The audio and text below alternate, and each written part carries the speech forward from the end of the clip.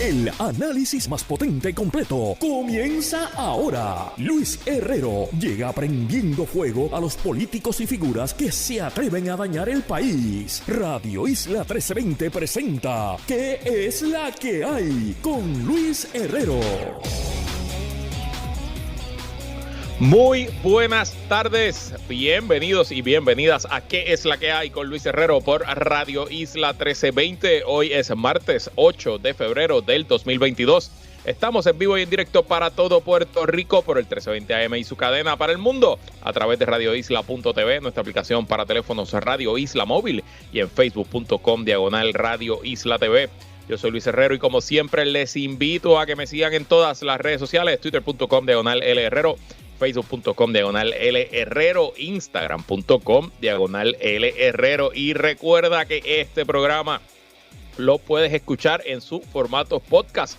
Búscalo como ¿Qué es la que hay? En tu aplicación de podcast favorita para que me escuches cuando a ti te dé la gana. ¿Y qué es la que hay? ¿De qué vamos a hablar hoy? Números del COVID. Como siempre, economía de Puerto Rico está creciendo, o eso parece. Hacia el escritorio del gobernador la reforma laboral. Y en el martes de contingencia con Guarionex, Padilla Martí y Esteban Gomejeo hablamos de la lucha del magisterio y de la atención del IRS a los tenedores de criptomoneda en Puerto Rico, o mejor conocidos como los Crypto Bros. Y bueno, antes algunas notas de interés. Ayer en la tarde, las aerolíneas de bajo costo dos de ellas de los Estados Unidos, Frontier y Spirit, ambas vuelan a Puerto Rico y tienen múltiples vuelos, anunciaron su intención de unirse, de hacer una fusión entre ambas empresas. Obviamente esta fusión tiene que ser aprobada por el Departamento de Justicia y el Federal Trade Commission de los Estados Unidos, pero debe ser aprobada y al final debe resultar en precios más altos para todos los viajeros y viajeras, sobre todo para gente que viaja también desde Puerto Rico. Quizás se acabaron los pasajes de 50 y de 35 y de $17 que ambas empresas a veces de vez en cuando ponían para ciudades desde San Juan en la costa este, Orlando, Fort Lauderdale, Raleigh, North Carolina, etcétera, etcétera. Así que veremos cómo se comporta y si al final esa fusión termina reduciendo la cantidad de vuelos que llegan al aeropuerto Luis Muñoz Marín. Bueno, y en verdad ambas vuelan a Ponce y Aguadilla también, aunque no sé si a Ponce vuelan las dos, pero Spirit vuela a Ponce. Y hablando de otros temas, hoy se anunciaron los nominados y nominadas para recibir el Oscar en la categoría de mejor película. Son 10 películas, de las cuales yo solamente he visto 2. Se las voy a leer. La película Belfast no la he visto. Coda tampoco la he visto. Don't Look Up, esa sí la vi. Una película japonesa que se llama Drive My Car, que tiene un montón de críticas fantásticas, no la he visto. Dune, esa sí la vi, el clásico de la ciencia ficción traído a película.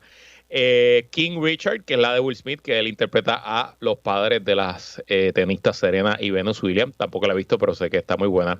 Licorice Pizza, que es la favorita del crítico de cine Mario Alegre, que lleva una campaña fuerte en Twitter de que todos veamos esa película. Yo no la he visto todavía. Nightmare Alley, The Power of the Dog, y el musical La repuesta en escena de West Side Story por Steven Spielberg. ¿Cuál va a ganar? No sé, eso lo hablaremos en el Viernes Pop. No sé si va a haber uno este viernes, sino en la próxima edición del Viernes Pop. Eso sí, el puertorriqueño Lin-Manuel Miranda recibió 2 nominaciones por su película Encanto, película que él compuso toda la música. La canción Dos Oruguitas, que esa película Encanto es preciosa. Yo la vi durante mis vacaciones de Navidad y ahora mismo tengo el álbum bastante quemado. Y esa canción de Dos Oruguitas es una canción muy emocional que todavía, aunque la he escuchado quizás 50 o 60 veces, todavía me da un poquito de sentimiento y a veces me da ganas de llorar. A veces. Pero sin duda Lin-Manuel botó la bola ahí. Y también lo nominaron por mejor score, mejor banda sonora, por la película Encanto. Si Lin-Manuel gana cualquiera de esos 2 premios, pues completaría lo que en Estados Unidos le dicen el EGOT, que recibió un Emmy, un Grammy, un Oscar y un premio Tony por Broadway, y entrando pues a un grupo selectísimo de personalidades del espectáculo de los Estados Unidos que han logrado esos 4 premios.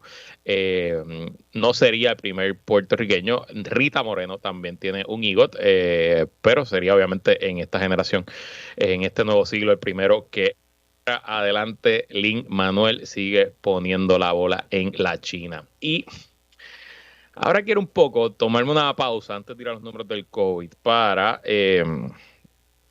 una vez más reflexionar sobre el patético estado de las agencias anticorrupción de Puerto Rico y de cómo han sido capturadas por intereses partidistas que solamente buscan proteger a los suyos y hacerle daños a los opositores. Ayer se hizo público que la ex senadora del Partido Popular Democrático,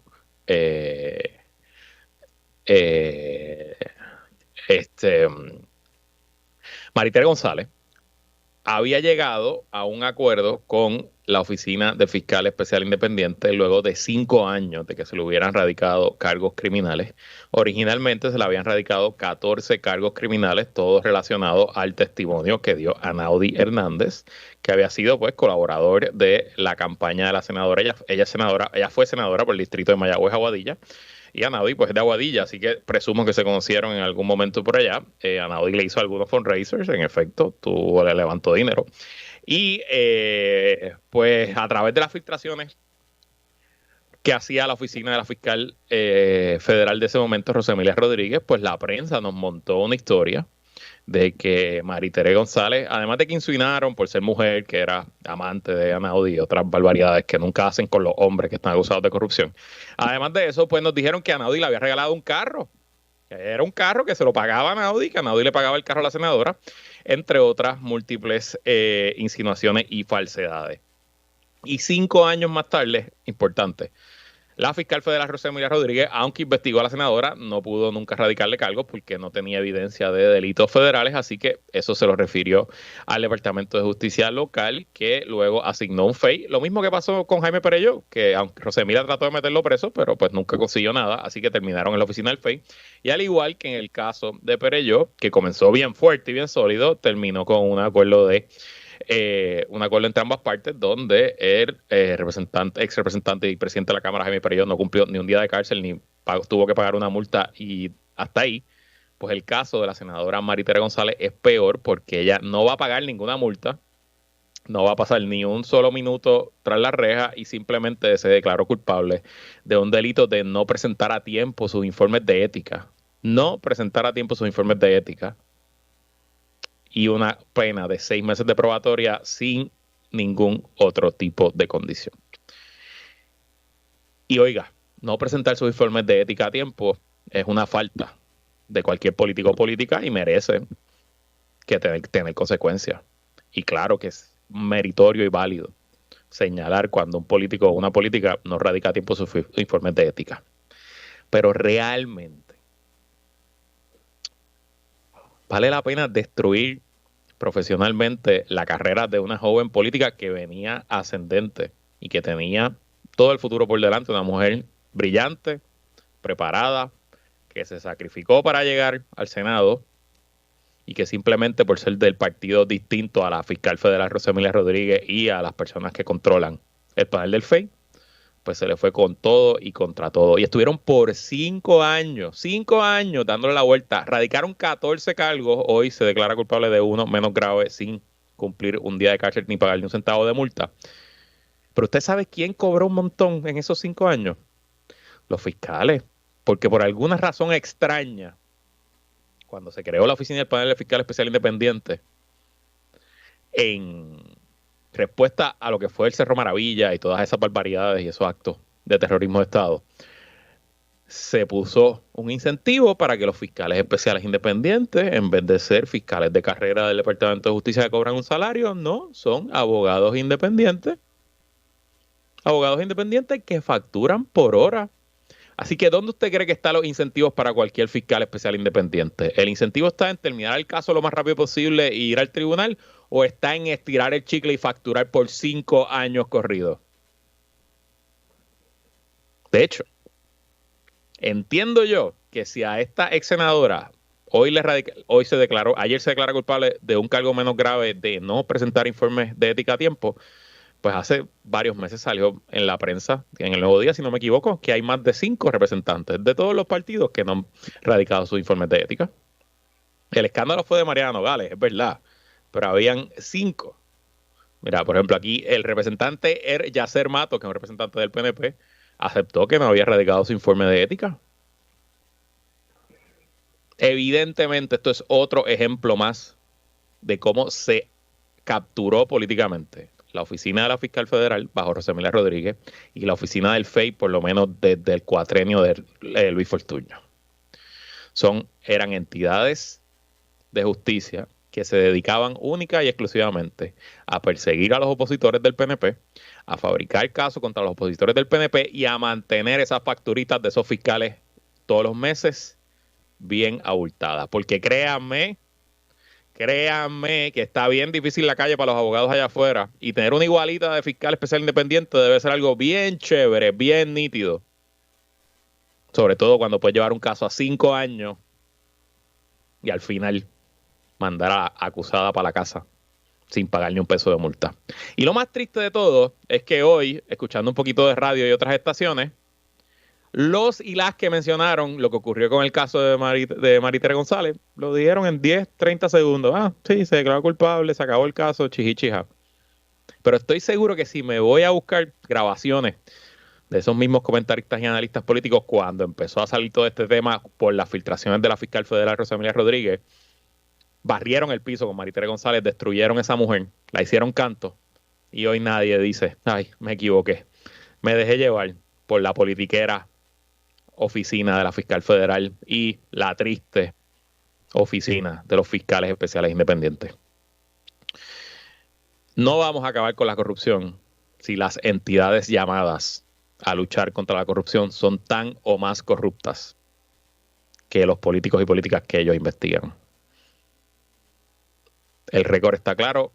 El caso de Anaudi Hernández fue patético. Al final del día solamente pudieron probar unos casitos menos graves contra personas poco importantes. Y nadie nunca, ni la oficina del FEI, ni el Departamento de Justicia, y mucho menos la oficina de la fiscal federal Rosemilia Rodríguez, jamás miró temas de la deuda, temas de los contratos millonarios de la época de Luis Fortuño, las privatizaciones. Es más, la oficina de ética dejó al gobernador Fortuño irse a trabajar a un bufete de darle 26 millones en contratos. Pero bueno, después nos preguntamos por qué es que el país pierde la fe en sus instituciones y por qué aquí no le creemos nada a nadie. De mi parte, yo a la senadora Maritere González no he hablado con ella ni la veo hace años, pero la conocí bastante en su época política, tanto en su campaña como cuando era senadora. Me parece una mujer muy valiosa y va de mi parte mis felicitaciones a ella y a su equipo legal, porque créanme, por conocimiento propio y personal, ir en contra de las fuerzas de la justicia, entre comillas, sobre todo cuando esas fuerzas están motivadas políticamente, no es nada fácil y no es nada barato. Mientras Maritere González pagaba abogados, los fiscales que le tocaba acusar y probar sus casos cobraban por hora. Vamos rapidito con números del COVID. Hoy solamente se añaden 23 casos positivos. Como sabemos, de lunes a martes casi nunca se añaden casos porque están del fin de semana. Eso sí, el promedio de casos diarios de COVID sigue bajando. Ayer era 317. Hoy el promedio son 308 casos diarios. La tasa de positividad también bajó.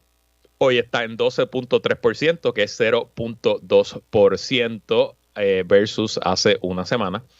Eso sí, se siguen añadiendo muchas muertes. Hoy el Departamento de Salud añadió 15 muertes, llevando el total a 3.960, y quizás esta sea la semana en que lleguemos a las 4.000 fallecimientos por COVID. De hecho, Estados Unidos el lunes llegó a 900.000 muertos. Así que es muy probable que antes del verano ya se sobrepase esa cifra de 1 millón de personas fallecidas a causa del COVID-19. Hay 269 adultos hospitalizados con COVID, esos son 17 menos que ayer. Hay 64 adultos en intensivo, 9 menos que ayer, y se disparó de poquitos que habían ayer. Hoy hay 30 pediátricos hospitalizados, hoy son 16 más, habían 14 solamente ayer. Bueno, entonces ahora quiero hablarle de un tema un poco controversial, porque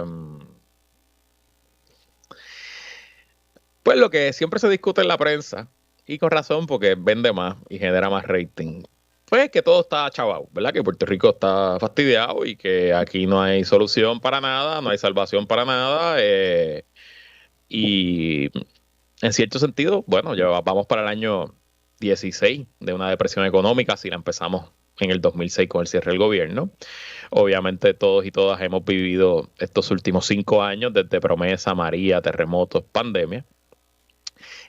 Todos y todas conocemos docenas, quizás cientos de casos de personas, familias enteras que han tenido que emigrar casi todos a los Estados Unidos en busca de mejores oportunidades. Y obviamente la discusión día a día son de temas de precariedad, salarios de hambre de los maestros, pensionados con miedo al futuro, etcétera, etcétera. Y yo no vengo a tapar el cielo con las manos, tampoco vengo a decirle aquí que la economía de Puerto Rico ya está bollante y recuperó todo, pero objetivamente muchos indicadores económicos, yo diría la mayoría, se están moviendo en la dirección correcta, se están moviendo en una dirección que Puerto Rico no veía desde por lo menos antes del 2006. Yo les había, y de hecho esto es incluso con la inflación. En el programa del 19 de enero, yo había comentado con ustedes que el Departamento del Trabajo de Puerto Rico había publicado el índice de precios al consumidor en Puerto Rico y había estimado que los precios en Puerto Rico durante el año 2021 aumentaron 4.3%, que de hecho es menos que en Estados Unidos, que aumentaron 6%. Así que poniendo esa inflación como base, los números que vamos a ver ahora son muy por encima de la inflación. O sea que no podemos decir que, por ejemplo, el primer número que vamos a mirar, y todos estos indicadores los estoy sacando del sitio especializado en noticias económicas 5millas.com, ventas al letal. En noviembre del 2021, las ventas al letal ascendieron a 3.096.9 millones, un aumento de 18.3% respecto al mismo mes del año pasado, según los datos del Departamento de Desarrollo Económico. O sea, la inflación fue 4.3, pero el aumento en ventas fue 18.3. O sea, que no podemos decir que el aumento en ventas es solamente por la inflación. Sigo leyendo de 5 millas, es el mayor aumento en 6 meses y son las ventas más altas desde julio. Las ventas crecieron 1.6 si se comparan con el mes de octubre, es el segundo aumento competitivo.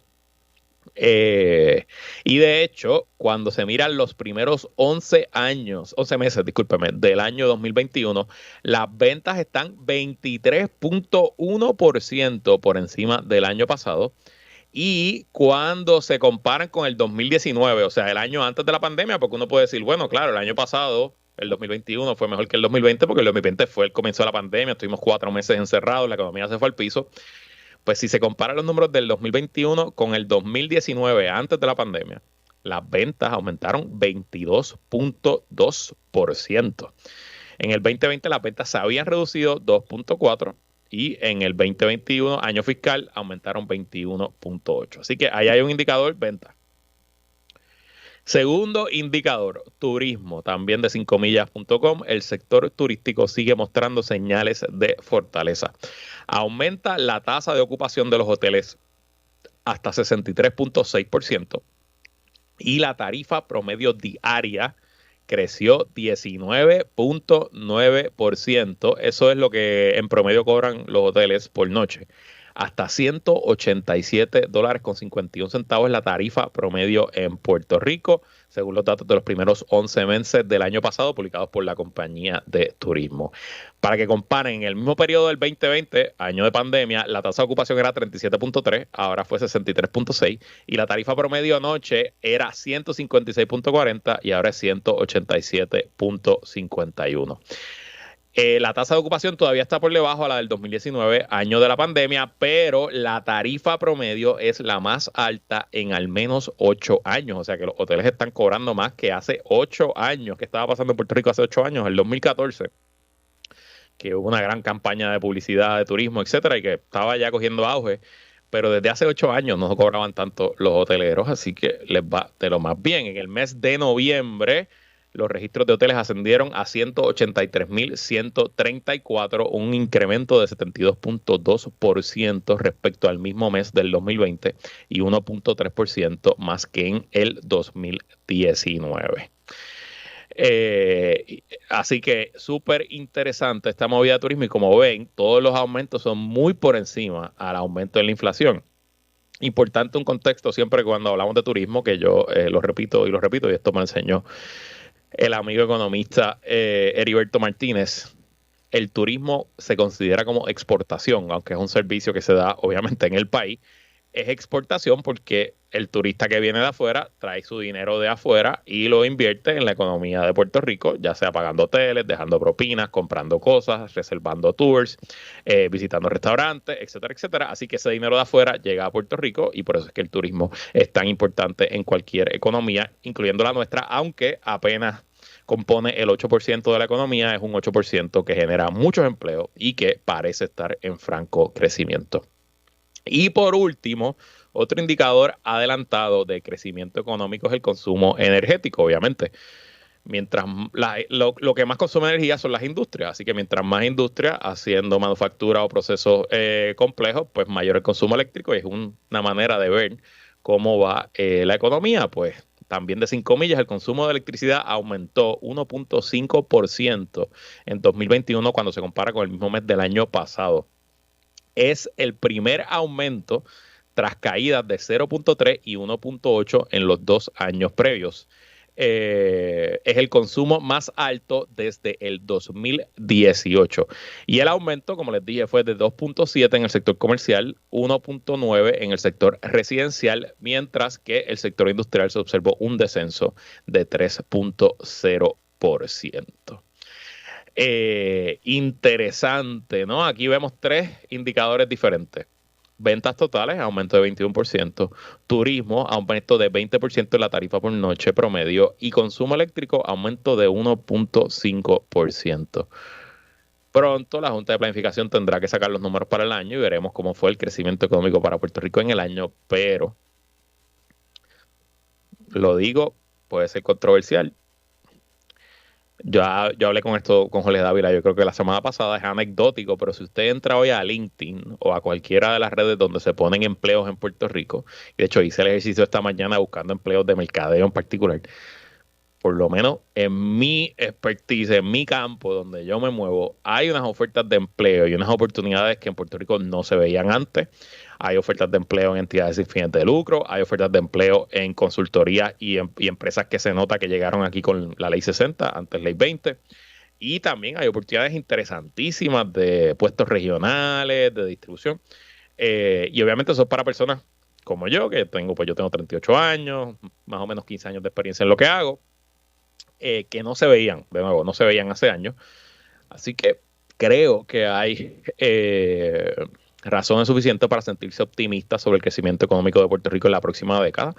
Y adicional, pensando que la mayoría del dinero que falta de la recuperación de María, los terremotos, etcétera, no se ha gastado todavía. Así que quién sabe si esta es la década del repunte económico en Puerto Rico. Y si lo es, ojalá que construyamos algo permanente con este crecimiento temporero que nos permita asegurar el futuro de la isla y recuperarnos por fin de esta depresión económica que ya puede sacar licencia de conducir porque cumplió 16 años. Y ya para terminar, irnos a la pausa, hablando de temas laborales, como la economía está creciendo, este es el momento ideal y perfecto para que se eche para atrás la terrible y nefasta reforma laboral del 2017 de Ricardo Rosselló y que se imponga un nuevo esquema que sea justo para los trabajadores y para los comercios, pero también que incentive el trabajo y las mejores condiciones para los y las trabajadoras. Anoche, con 15 votos a favor, un voto en contra del PIB y los 10 miembros del PNP abstenidos, la reforma laboral fue aprobada y va camino al escritorio del gobernador. En la Cámara había sido aprobada en noviembre con 29 votos a favor, incluyendo todos los del PPD, los 2 votos de Victoria Ciudadana y el voto de la representante de Proyecto Dignidad. En la Cámara, los PNP votaron en contra, si no me equivoco, y Proyecto Dignidad votó a favor. El proyecto en síntesis acaba con las peores prácticas de la reforma laboral de Ricky Rosselló, incluyendo los topes en las sentencias por discrimen laboral, elimina la acumulación de días de vacaciones y días de enfermedad, eleva, a como era antes, reduce el tiempo de probatoria a 3 meses, se puede extender a 3 meses adicionales, pero en la reforma de Ricky Rosselló son 9 meses, permite que empleados con jornada parcial acumulen vacaciones y días de enfermedad, reduce a 700 horas la cantidad de horas mínimas para cualificar para el bono de Navidad, aumenta el tiempo prescriptivo para presentar una reclamación por despido injustificado y nuevamente coloca sobre los hombros del patrono demostrar que un despido fue justificado. Estos son excelentes noticias. Veremos qué hace el gobernador. Me parece que en el momento político que vivimos hoy, con todas las controversias con los maestros, sus comentarios y otros asuntos que vamos a discutir en el próximo segmento, sería complicado que el gobernador Pierluisi vete esta medida y quién sabe si aparecerían los votos suficientes para ir por encima de un veto en el Capitolio.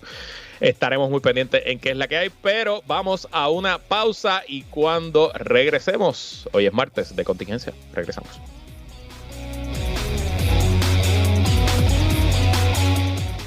Sigue conectado con Radio Isla 1320. Estás escuchando ¿Qué es la que hay? Con Luis Herrero. Somos el sentir de Puerto Rico. Entramos en aguas profundas con Guarionex Padilla Martí y Esteban Gómez Geo. Esto es Martes de Contingencia. Así mismo es, como todos los martes, profundizamos en los temas con los integrantes del podcast Plan de Contingencia. Con nosotros, Esteban Gómez Geo. ¿Qué es la que hay, Esteban?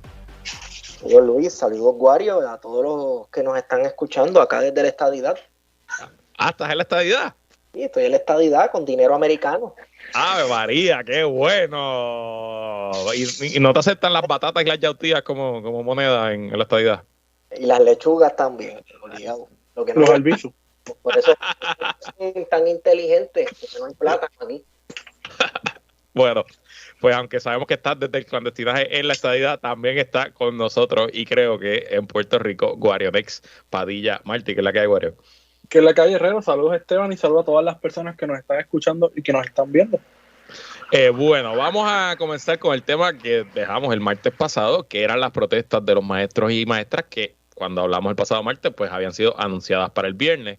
Hoy ya sabemos que miles se tiraron a la calle a protestar y los que no llegaron a esa protesta protestaron faltando al trabajo con una ausencia de casi el 80% de los maestros y maestras del sistema público el pasado viernes.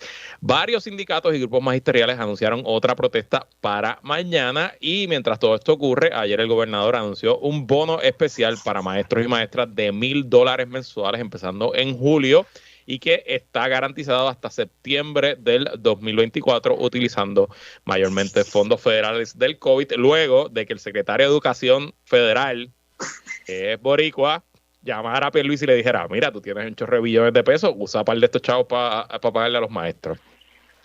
Esteban, la marcha del pasado viernes ha sido la más concurrida en lo que va de cuatrenio. ¿Qué te parece? ¿Continuar ese momentum? Esperemos que sí.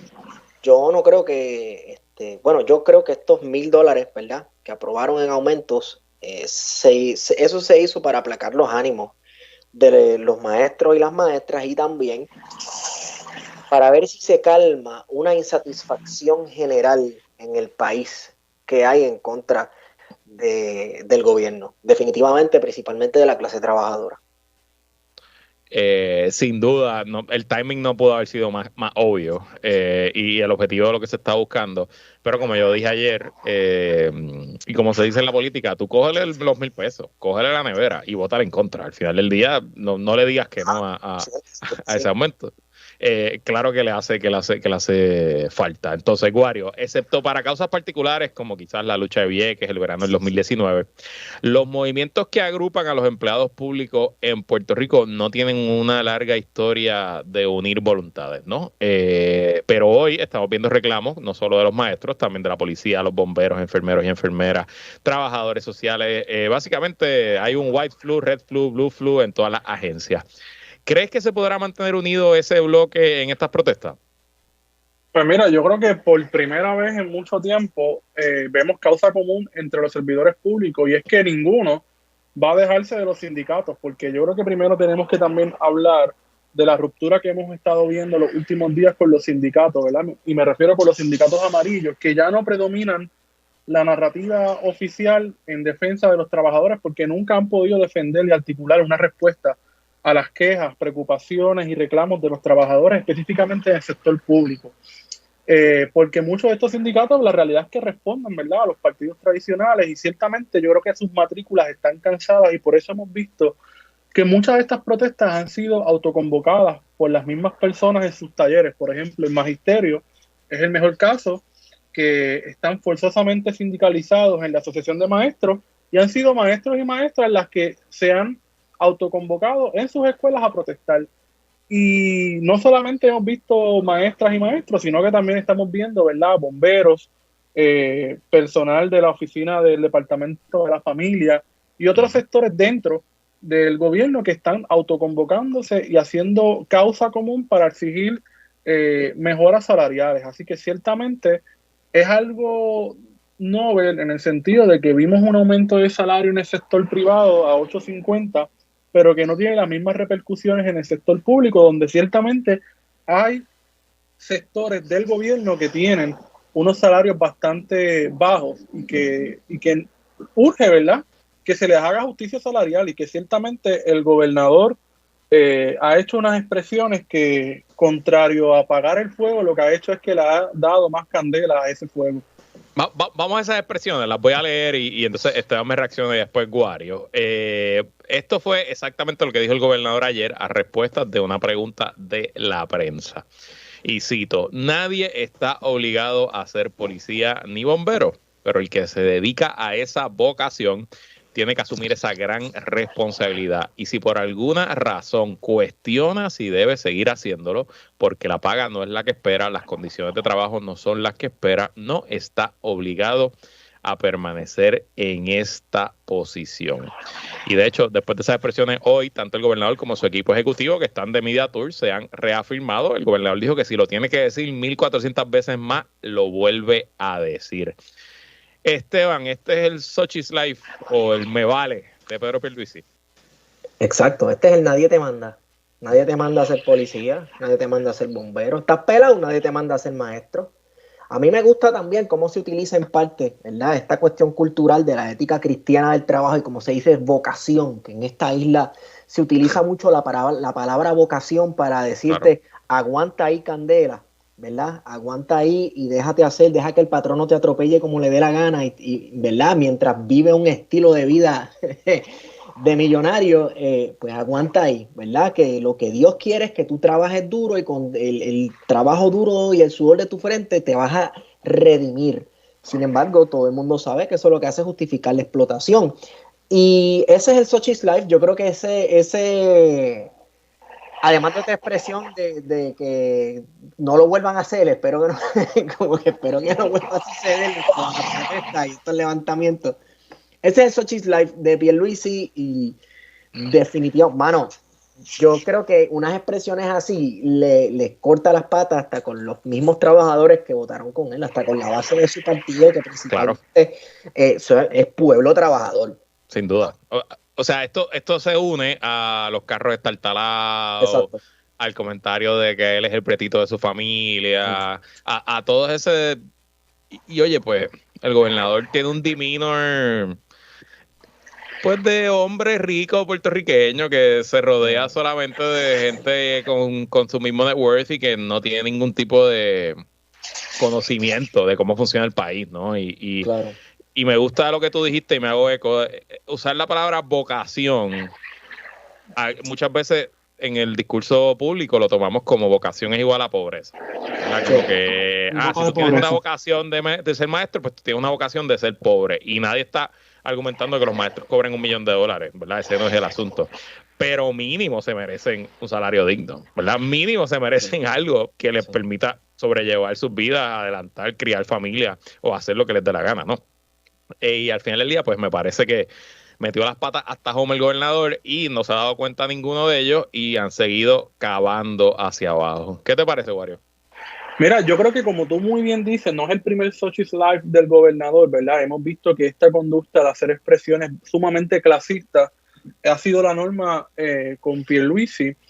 Y yo creo que a este señor Pierluisi no le importa, ¿verdad?, expresar de esta manera sus privilegios de clase mientras degrada al magisterio, que son principalmente la herramienta que tiene cualquier gobierno para crear ciudadanos de bien. Así que es particular porque hace unas expresiones, en este caso no contra el magisterio, sino contra la policía y los bomberos, que son básicamente los cuerpos de seguridad del Estado, y que son precisamente los que defienden los intereses de clase de gente como Pierluisi. Correcto. ¿Sabes? El nivel del disparate que dijo Pierluisi ayer y del que hoy se reiteró en Noticentro 4 es increíble, ¿sabes? No se da cuenta de que las expresiones que está haciendo atentan contra la misma gente que defiende los intereses de Pierluisi y de su clase, que son las personas que salen, ¿verdad?, en una manifestación a defender los intereses, por ejemplo, y la propiedad privada del Banco Popular, por decir. Y que históricamente, no sé de los bomberos, pero los policías son partidarios del Partido Nuevo Progresista. Correcto, eso se sabe. En su inmensa mayoría, hablando de 60, 70% militantes del Partido Nuevo Progresista. Y de ahí tenemos el senador Gregorio Matías, por ejemplo. O sea, ¿qué pensará Gregorio Matías de las expresiones que hizo el gobernador Pedro Pierluisi? Fíjate, está bastante callado, no sé si ha dicho algo. En Radio Isla más está hoy. Así que, buena pregunta, hay que buscar. Ni en el guitarreño. En el guitarreño tampoco. Interesante. Lo quiero ver mínimo llorando. Mínimo llorando. Mira, Esteban montó una perreta llorando. Cierto es, se echó a llorar, claro, sí. Claro. Y lloró cuando fue el voto decisivo para el plan de ajuste también. Así que, pero de esto no ha llorado. Y te pregunto, Esteban, si se hiciera permanente este aumento de $1,000 mensuales, si luego de septiembre de 2024 aparece el dinero, ¿con eso ya se le hizo justicia a los maestros o hay que hacer algo más? No, bueno, pero ¿y la pensión? Que fue el reclamo inicial. Y el traqueteo con las pensiones de maestros. Ese ya está más difícil. Entiendo, está más difícil, pero no significa que no sea igual de legítimo el reclamo, ¿verdad? Entonces, ven acá, ¿qué es lo que hay que hacer? Yo espero, ¿verdad? Que busquen de dónde llenar ese boquete del aumento después del 2024, ¿es verdad? Después del 2024. Septiembre de 2024. Yo creo que a 40 y pico días de las elecciones van a aparecer los chavos. Tengo una corazonada. Tengo un leve presentimiento que van a aparecer los chavos a 40 y pico días de las elecciones. Aparecen obligados, pero sí. Entonces, mire, a la policía que está hablando, que hay hasta un mensaje de texto por ahí, un voice note de que de la policía se va a unir, pues a la policía, mira, con ejemplos, aparentemente el magisterio consiguió lo que buscaba a corto plazo y mira qué fue lo que requirió. Pues, ¿entiendes? No nos den macanazo cuando nosotros también busquemos lo nuestro. Lo que no están viendo, Esteban, porque no están viendo por Skype, se tocó la cabeza haciendo el signo de piense. Piensa, Gregorio, piensa. ¿$1,000 es suficiente, Wario, o hay que hacer algo más? Mira, yo creo que más allá del aumento de los $1,000, tenemos que hablar de las escalas salariales y de que equiparar los salarios dentro del Departamento de Educación, específicamente con los maestros. Esto es un problema que está en todas las instrumentalidades del gobierno, pero en el magisterio se da el caso de maestros que ganan más que un director. No estoy diciendo que eso sea malo. Lo que estoy diciendo y señalando es que hay que equiparar esas escalas salariales, ¿verdad? De que el maestro que esté ganando más pueda ganar entonces lo que está ganando el maestro que está ganando más, ¿verdad? Que cumplió todos los pasos de la carrera magisterial. Y yo creo que esto es una forma de hacerle justicia al magisterio. ¿Ves? Que no estamos hablando de aumentar, sino de equiparar salarios, que ciertamente puede ser que un maestro equiparar ese salario a un salario base sean $100, pero el maestro que se está ganando 1,350 y que llega a los 2,500, pues ciertamente va a representar un aumento. Así que el discurso debe moverse a eso, ¿no? Hacia equiparar los salarios dentro del magisterio y tener una escala salarial que debería ser la meta del gobierno de Puerto Rico, porque vemos que en distintos puestos dentro de las instrumentalidades del gobierno, la gente gana distintos salarios.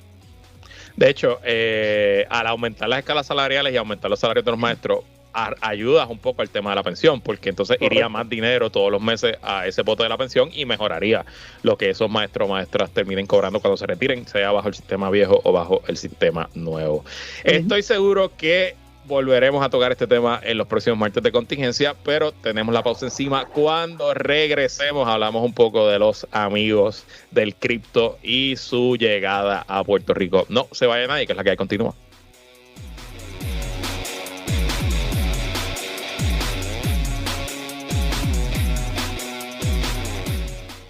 Sigue conectado con Radio Isla 1320. Estás escuchando ¿Qué es la que hay? Con Luis Herrero. Somos el sentir de Puerto Rico. Seguimos con el análisis en Radio Isla 1320. ¿Qué es la que hay? Con Luis Herrero. Regresamos y seguimos conversando como todos los martes con Esteban Gomejeo y Guarionex Padilla Martí en el martes de contingencia. Bueno, esta es la tercera semana corrida en que discutimos el tema de los precios de las propiedades en Puerto Rico y la llegada de extranjeros atraídos por la antigua Ley 22, ahora Ley 60. En los años que ha estado la Ley 22 vigente, uno de los grupos que más noticias ha generado, tanto local como internacionalmente, son los y las entusiastas de las criptomonedas y otros instrumentos financieros digitales que han encontrado en Puerto Rico una jurisdicción con pocos impuestos, con buenos precios, y han establecido varias comunidades ahí en el Viejo San Juan, en Dorado, en Rincón, hasta en Vieques. Y toda esa actividad pues ha generado una reacción, y hoy nos enteramos que la congresista puertorriqueña Nidia Velázquez le solicitó oficialmente al IRS que investigue a los inversionistas de esta tecnología que se han mudado a Puerto Rico. Esta solicitud de Velázquez se une a otra que hizo el año pasado el líder demócrata del Senado, el también neoyorquino Chuck Schumer, que solicitó mayor fiscalización del IRS sobre los beneficiarios de la Ley 22 en Puerto Rico. Y según yo he podido leer, yo estoy en un par de grupos cerrados en Facebook de gente de Ley 22, que yo no solamente estoy para leer, no escribo para que no me saquen. Y hay varias personas que han caído en auditorías del IRS este año y el año pasado. Es interesante cuando ponen los posts sobre esos temas. Esteban, ¿qué te parece este desarrollo de parte del Congreso? Y te pregunto si crees que tendrá algún efecto en reducir el flujo de beneficiarios de Ley 22 en Puerto Rico. No creo que tenga el efecto de reducir el flujo de beneficiarios de Ley 22 en Puerto Rico. No todos vienen a hacer utopías al garete de criptomonedas, ¿verdad? Algunos tienen otro tipo de negocio. El más famoso de ellos, el muchacho ahora que se mete a boxear con todo el mundo. ¿Cómo se llama él? Sí, Dios mío, Logan Paul, nuestro más reciente campeón de boxeo, Orgullo Boricua. Que se metió a jugar con cadáveres en un monte en Japón un día, yo no sé, una cosa en el garete. Sus negocios no son exclusivamente de criptomonedas. Ahora, yo le doy la bienvenida a la IRS, ¿verdad? A que investigue, no solamente porque sea en Puerto Rico, ¿verdad? O que ocurra como le pasó al Capón, que lo tuvieron que coger por el IRS. No solamente por eso, sino, ¿verdad?, que investigue todo este asunto de la criptomoneda, aunque dice ser un sistema que descentraliza el poder del gobierno sobre la moneda, etcétera. Yo no sé, a mí me está ya hay demasiado personaje raro envuelto en este asunto de los criptos. Además, que para el que no sepa, las computadoras que se conectan y estos circuitos de servidores que se conectan para minar la criptomoneda tienen un efecto devastador sobre el medio ambiente. Increíble que no se ha investigado mucho, y de hecho que el presidente de El Salvador, Nayib Bukele, que se jacta, ¿verdad?, de haber implementado este sistema, pregúntale sobre los efectos nocivos sobre el medio ambiente que está teniendo toda esta maquinaria corriendo 24 horas del día.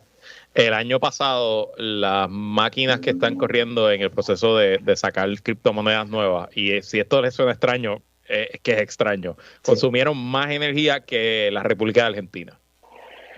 O sea, así de fuerte, así de electricidad y energía utiliza este sistema, ¿no? Y dijiste que hay muchos personajes raros. Entrevisté en mi podcast la semana pasada a un profesor a un norteamericano, se llama Dave Troy, y él básicamente te puede mostrar la evidencia de cómo los capitalistas salvajes de finales del siglo XIX de Estados Unidos, que estaban obsesionados con el gold standard, sus tataranietos hoy son los que están obsesionados con el cripto. Hay como todo un movimiento medio libertario, medio reviviendo a dictadura corporatista, etcétera, detrás de eso. Y a mí también siempre me ha levantado. Qué raro, siempre es la misma gente. Siempre es la misma gente. Tengo un buen amigo mayagüezano que les llama los anarcosubnormales, ¿verdad? Que son estos tipos que son los más anarquistas y anarcocapitalistas, ¿verdad? Desregulación total del mercado.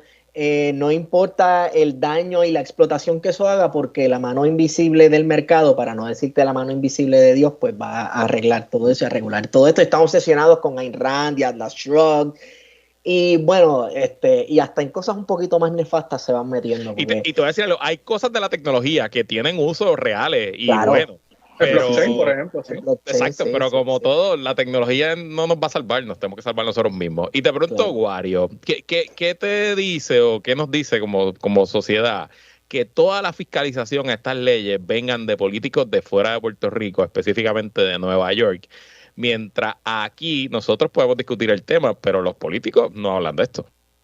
Bueno, que ciertamente los políticos del patio tienen ¿verdad? Están siendo sostenidos por muchas de estas personas que se están recibiendo los beneficios. Y dos, que al igual que la 936, es una discusión que se va a dar, parece ser, desde el Congreso de los Estados Unidos, porque estamos viendo a legisladores, congresistas tomar posturas sobre las leyes 20 y 22, sobre cómo Puerto Rico se ha convertido en un paraíso fiscal, que fue precisamente lo que se combatió en la década de los 90, con la eliminación de la 936, que fue una decisión unilateral del Congreso de los Estados Unidos en un momento en el que se estaba constituyendo el mercado común entre Estados Unidos, Canadá y México, a la vez que surgía, ¿verdad?, la Organización Mundial de Comercio.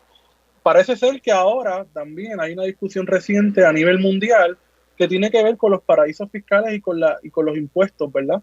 Que se van a colocar, sobre todo a las personas ricas. Así que ciertamente esta discusión nuevamente viene desde el exterior y no es una discusión que sale del interior de Puerto Rico, porque la clase política parece ser que no quiere tener esta discusión, y no la quiere tener porque ciertamente hay partidos y hay candidatos, hay legisladoras que ciertamente pues se han beneficiado de este tipo de paraíso fiscal que han promovido. Yo estoy seguro que esto va a ser tema en el 2024 y le auguro un camino interesante a los y las tanto partidos como candidatos y candidatas que tomen esta bandera. Creo que hay mucha gente molesta. Sin duda. Hay mucha gente que está identificando ya, ¿verdad? Fulano de tal es ley 22. Fulano de tal nos está desplazando. Fulano de tal está quedándose con la playa. Fulano de tal se está quedando con nuestros recursos. Yo creo que eso es algo que no había ocurrido antes en Puerto Rico. Y ya la gente, aunque no necesariamente conozca la ley 22, porque no la han leído, puede identificar cosas, ¿verdad?, que están pasando en su alrededor que las relacionan con la ley 22. Sí. Y yo creo que eso ha polarizado el clima en Puerto Rico. También, Esteban, ya para despedirnos, porque sé que hablaron en el último episodio del podcast, tienen un invitado sobre este tema. Cuéntame de qué hablaron y cómo lo escuchan. Bueno, precisamente hablamos sobre este proceso de desplazamiento en Puerto Rico, definiendo lo que es el término gentrificación, lo que es el término desplazamiento, incluso entramos en diatribas teóricas sobre el tema. Entonces, es con el profesor Raúl Bartolomé, ¿verdad? Ay, Dios mío, soy tan malo con los nombres. Lo siento, profesor, así de malo soy con los nombres. Y los efectos que está teniendo en Puerto Rico y cuál debería ser la discusión pública. Incluso hablamos sobre los Airbnbs y cómo los supuestos hosts de los Airbnbs, que parecen ser el 80% puertorriqueños, en realidad no es que sean dueños de estos Airbnbs, así que incluso esa industria, la mayoría de los dueños parece ser personas extranjeras, y los efectos que está teniendo eso sobre Puerto Rico. Pero bien importante, definimos lo que es la ley 2022 y el Act 60, ¿verdad? Hablamos todo eso a profundidad. Y no es un episodio de 3 horas, señoras y señores, dura más o menos 1 hora 20 minutos, nos quedamos razonable. Sí, súper razonable. Hora y 20 de estos 3 hablando de lo que sea. Ya saben, plan de contingencia en su aplicación de podcast favorita. Esteban, gracias por estar aquí. Gracias por tenernos, Luis. Wario, gracias por estar aquí. Gracias por la oportunidad. Hablamos el próximo martes y gracias a todos y todas por sintonizar esta edición de ¿Qué es la que hay con Luis Herrero? Quédese con nosotros, que la mejor programación y análisis de la radio puertorriqueña continúa en Radio Isla 1320. Hasta mañana.